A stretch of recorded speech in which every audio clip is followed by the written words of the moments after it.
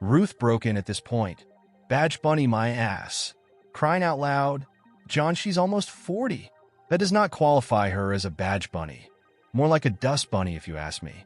Now if it was Celia Johansson you were messing with, I would have just walked into your office, plugged you 3 times, and turned myself in. No way could I compete with that little hottie. Heck, if she looked at me sideways, I'd do her.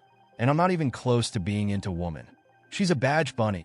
I do have to admit Gina has the nicest set of chest money can buy. Do you need me to get a set of plastic for you to play with? John stopped her strongly, but you could hear a note of playfulness in his tone. Hell no. I love your sweet cupcakes, and you will not mess with my favorite toys. Is that clear? Ruth gave a fake salute, giggled quietly, and simply said, Yes, sir. John paused a long time, then sighed. As for the second part of your questions, I will answer you, but to make it understandable, I really have something I need you to read. Can you hold on to that question till morning? I will take the day off, and we'll give you the whole story. Does that sound fair? Holy, you're going to take the day off for this? This better be good, or you may not get lucky again for a lunending time. There was a slight chuckle in her voice that let him know that the old Ruth was back, and they might make it. He again breathed a silent prayer of thanks, kissed the top of her head, and they drifted off to sleep, still clutching each other, as if there was a chance the other would somehow disappear. When the sun rose, John and Ruth were still locked in a gentle embrace. John awakened first and looked down at this nude angel sleeping gently. Her body was facing his. Her head was lying on his chest. Her hair was splayed out across his chest, and her left arm encircled his lower rib cage. It felt wonderful having her there and feeling close to her. He kissed the top of her head lightly, and she did not stir. As he replayed the night's activity in his memory, the thought occurred to him that he had worn briefs to bed. The question immediately became, how in the hell had she gotten them off of him without waking him, and what happened to them? After a quick inspection, the answer became immediately clear. On each side of his prone figure, he saw the sides of his briefs, or what was left of them, lying spread out away from his body like a short set of wings. The little minx had simply cut the briefs from his body and thrown the top section off to get at his stuff. He laughed quietly for a moment until the thought occurred to him that she could have just as easily made him able to sing soprano for the Vienna Boys Choir. He gulped at that thought. He then decided if she could take advantage of him while he was asleep, he should do the same to her. He cautiously rolled her on her back and began a sweet seduction of her sleeping form. She opened one eye, giggled softly, and whispered in a husky voice, "Cover me up when you're done." She then closed her eye and began snoring loudly while trying to keep a smile from turning her lips. John could not help but to laugh heartily. For the first time in many months, they made love deeply and passionately, pausing only long enough for John to call into the precinct, saying he was taking a personal day. The desk sergeant, on hearing John's panting request, chuckled, "Damn, John, if she does you and make sure she calls me first. Glad you came to your senses, my friend. Enjoy your day, you lucky bastard." After finally leaving a bed that saw more one-night action than it had witnessed in years, the couple sat at the breakfast table, sipped their coffee quietly, and contemplated their future. All thoughts were of coming times with them still together, and maybe a promise or at least a hope of better days ahead. John decided to open the floor with a tongue-in-cheek kind of question to lighten the moment a bit. Just what the hell was last night all about anyway? He said this with a Cheshire Cat grin and a light chuckle in his voice. "You were freaking amazing, girl, and I wasn't aware you had it in you, especially the part where you cut my shorts off. That really messed with my head." Ruth looked at him with a sly, comical grin over the top of her coffee cup, her green eyes dancing with impish delight. "Well, if you must know, after teasing you relentlessly with my nightly display and all the strip teasing I did, I was as horny. Last night I was lying with my back to you, and you kind of spooned up to me, and I felt sticking between my back, and I just couldn't take it anymore. You were out cold, so I rolled you on your back, got a pair of scissors, cut off you, and climbed aboard. Once I got going, I didn't give a s about anything except how great it felt to be again and getting off. Damn, you felt good. I did actually give some thought to possibly F you to death just for my revenge, but then it occurred to me that that would leave me without that part of you that scratches my itch so effectively. I'm keeping you around purely for selfish reasons." She gave him a wide-eyed, impish look and winked at him. John shook his head and grinned broadly. Gradually, the smile faded from John's face, and he eyed Ruth thoughtfully for a moment. He left the room quietly and returned moments later with a few folded sheets of paper in his hand. "Ruth," he said hesitantly, "last night you asked what made me stop seeing Gina, and I want to answer that now. I again want to say that whatever you want to know about it all, ask and I'll answer as best and as truthfully as I know how.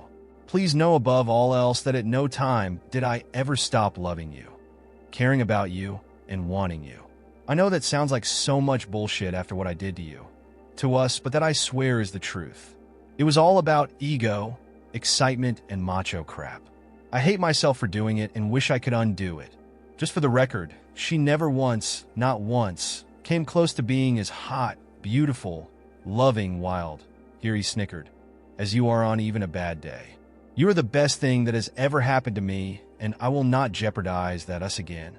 As to what happened to kick me in the ass and open my eyes to what I was doing, here is what happened that lead up to my admission of guilt." John took a deep breath. "A couple of weeks before our talk, I was working on a report of a body that was found in an alley in one of the seedier parts of downtown. I went and talked to the coroner's office and viewed the body. The body was that of a woman in her mid-30s whose hands were kind of split and cracked like she wasn't used to real hard work long-term, but had recently been doing that kind of work. She had been robbed and strangled to death. No ID, nothing really to go on to get a sense of who she was, a Jane Doe case. Not very unusual, but there was something that kept nagging at me about her. I felt like I had to work this case hard. I had a couple of uniforms canvass the area, and we were able to ascertain that she was a short-order cook in a greasy spoon-type cafe in that area. The cafe paid her in cash and didn't know what her name was for sure. They just called her Sad Sadie or Sadie to her face. The guy we talked to said she was always sad about something, but kept pretty much to herself. She lived in a shitty apartment next to an abandoned building where a bunch of junkies and runaway kids crashed, and we found her personal belongings in various places in the abandoned building and a few things not worth stealing in her trashed apartment. I was going through an old coat of hers that had been pretty high in gear at some time or another, but at that time was really beat up. In a torn section of the coat, I found this letter. He held up the pieces of paper at this time that she obviously had stashed and was intending to mail, but just never had. I read the letter in hopes that it would tell me more about who she was. That was 2 days before I came to you to confess. From the letter, we were able to find out who she was, and from our interviews and canvassing, just last week, we were able to nail her killer. As we were chasing the perp, he had the good sense to run across the street and get greased by a truck. He died at the scene, saving us a whole lot of paperwork and saved the city the cost of prosecution. Anyway, that letter kept haunting me, so I made a copy of it and read it again. I'll read it for you, or you can read it yourself, whichever you prefer." Ruth looked at John intently and asked him to read it to her so she could get a sense of its impact on him. John read, "My dearest Ben, I know you probably don't want me ever referring you in that manner, but that's what you are to me. I can't say I'm sorry enough about what I did to you and to the kids. I'm never going to get over my own betrayal of you. I'm sorry, Ben. I became the kind of person I always had looked down upon with complete disgust. How could that have happened? What happened to the upstanding, faithful wife and mother you were used to knowing? For 6 months, I lived a lie. I looked you in the eye, smiling and joking with you when in my heart I knew at the same time I was cheating on you with another man. I hate myself for that. My darling, sweet husband, it's important to me that you know that you did nothing wrong. No slight, no forgetfulness on your part justifies what hurt I heaped on you. The entire fault was mine and mine alone. A man, not my husband, complimented and toyed with me until I fell for his stupid lines. What a fool I was to trade your daily attention and support for a few well-chosen words about my appearance and intelligence. Somehow when you said those things, they just didn't mean as much. They should have, but they just didn't. Now I fear I will never hear your voice or the sweet sound of our children's laughter again. I could face you and see the hurt and disgust in your eyes, so I just decided to disappear and allow you to go on with your life and find a new love. Someone who will love you the way you should be loved. You deserve that, and I want that for you with all my heart. I know you can get a divorce citing my abandonment as cause. That way there is no split of anything, and you can go on raising our children in the way you always have. You are a good father, and I know you will continue to do what is best for them. I still look back in horror at the day you found out about Phil and me. When Phil's wife came by that day, saying she had something for me, I didn't know how to react. When she opened that huge purse like she was getting something out of it and hit me with it, I was taken totally by surprise.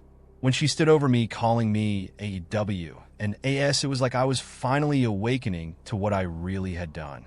The worst part was when you came to help me, and she showed you the picture she had of Phil and me together. You came to me to help and protect me from Janine with that look of concern you get. I was horrified to watch your face go from one of caring and loving to surprise, hurt, and finally total contempt. When you helped me up off the floor, I thought we were going to be okay. But when you led me to the door, threw me out, and locked it, I knew I was lost. I deserved that, but it still caught me off guard. When you were throwing my clothes and things on the lawn while screaming at me in your pain, I knew I could not face you anymore, and I was not deserving of anything from you. So I took what I could carry and left. Please don't hate me, and when the kids ask about me, if you could allow them to have some good memories of me, that is all I would ask of you. I am working but will not give my name, because I don't want you to find me if you care to. At some point, maybe when I'm stronger, I will let you get in touch with me if you desire. I will probably let my sister be my go-between when I am ready to face you. A lot has to happen between now and then. I will always love you, Ben, and I hope someday you can find it in your heart to forgive me. I don't know how to end this letter, so I will just say goodbye, and I love you and our children more than you could ever know. Mary. John finished reading and looked at Ruth forlornly. I read the letter and say myself looking back. I had to face up to what I was doing and how it could possibly hurt you if you were to find out. I knew I had to end it and make things as right as I could under the circumstances. Ruth touched John's arm. I guess I owe a lot to that poor woman, and I hope she is at peace now and somehow knows that her story helped others learn from her mistakes. What's going to happen about Mary and her family? John smiled a sad smile. I personally took the original letter and Mary's belongings to Ben and told him the story 2 weeks ago. He was devastated. Seems he had been trying to locate Mary to put their lives back together as a family. The poor bastard never got the chance to let Mary know that he had forgiven her and wanted her back in his life. So now his kids will never again see their mother, and their father will carry the burden of grief and guilt that he threw her out, and there is no way to reverse the chain of events. Ruth squeezed John's arm sympathetically. That must have been hard for you, telling Ben about his wife. John nodded slowly. I took the task as sort of atonement, my penance, so to speak. He needed to be told, and their story gave me strength to confront my sins, so I needed to be the one to face Ben. The room fell silent for a while, and then John sighed and said, "Unless you want to talk about some other aspect of this mess, I want to take a shower, and then we can come up with a plan for the rest of our day." "Sorry, babe," Ruth interjected. "Your day is already spoken for. First, you will take that shower, but you will not be alone, and I expect great things from your hands and other selected parts of your body in making sure I have a very enjoyable experience. You will not leave that shower until I am fully satisfied with your performance or until the hot water runs out, whichever comes first. I had better be the one that comes first.